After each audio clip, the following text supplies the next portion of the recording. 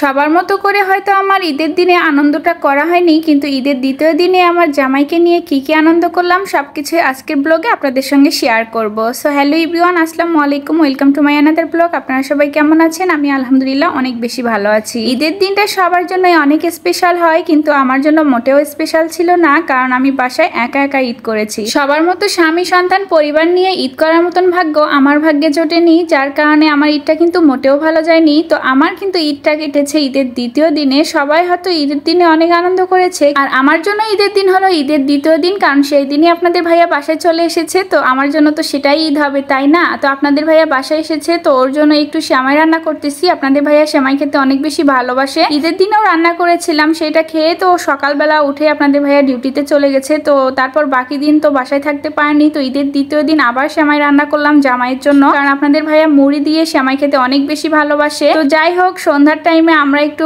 ঘুরতে যাব, তো তার জন্যই রেডি হয়ে নিলাম। তো আমি এখানে কিন্তু খুব সুন্দর করে একটা জামা পরেছিলাম। এই জামাটাই একদিন শুধু পরেছিলাম, তারপর আর পরা হয়নি। তো ভাবলাম আজকে একটু এটা পরে আর কি দুইজন মিলে ঘুরতে যাই। আপনাদের ভাইয়া কিন্তু মোটেও ক্যামেরার সামনে আসতে চায় না, আমি কিন্তু জোর করে ক্যামেরার সামনে এনে পিকচার উঠাই, ভিডিও করি, যাতে আপনাদের সঙ্গে একটু টুকটাক করে শেয়ার করতে পারি। তো আজকে অবশ্য বেশি একটা জোর করতে হয়নি, আপনাদের ভাইয়া ইচ্ছে করে ক্যামেরার সামনে এসেছে। ক্যামেরার সামনে এসেছে ভালো কথা, কিন্তু কি স্টাইলে কি পোজ করে ছবি তুলতে হবে সেগুলো কিন্তু মোটেই পাচ্ছিল না। আমি বারবার একটু শিখিয়ে দিচ্ছিলাম যে আমাকে এমন করো অমন করো, তারপর একটু করে আর কি ভিডিও করতেছিল, পিকচার উঠাচ্ছিলাম। আমার মনে হয় বাংলাদেশের প্রায় মেয়েদের হাজবেন্ডগুলো এইরকম পিকচার কিংবা ভিডিও কিছুতেই করতে চায় না। আমরা বউরা জোর করে ক্যামেরার সামনে এনে স্বামীকে দিয়ে ভিডিও করি বা পিকচার উঠাই, তাই না আপুরা? অবশ্য একটা সত্যি কথা কি, এতদিন আপনাদের ভাইয়াকে অনেক জোর করে ভিডিও করতে হয়েছে বা পিকচার তুলতে হয়েছে, কিন্তু আজকে সে নিজে থেকেই কিন্তু সবকিছু করেছে, আমাকে বেশি একটা জোর করতে হয়নি। তো এইদিকে আমার পিকচার তোলার সময় আমার ছোট বোনকে আবার ফোন দিয়ে দেখাচ্ছিল আমরা কোথায় যাচ্ছি না যাচ্ছি। তো আমরা এখন বেরিয়ে পড়লাম বাসা থেকে। আপনাদের ভাইয়া বাসার মধ্যে এক তালা ঝুলাইলো। এত সেজে গুজে এত আনন্দ মনে নিয়ে আমরা যে বেরিয়ে পড়লাম বাসা থেকে, আমরা কি আদৌ কোথাও ঘুরতে পারবো?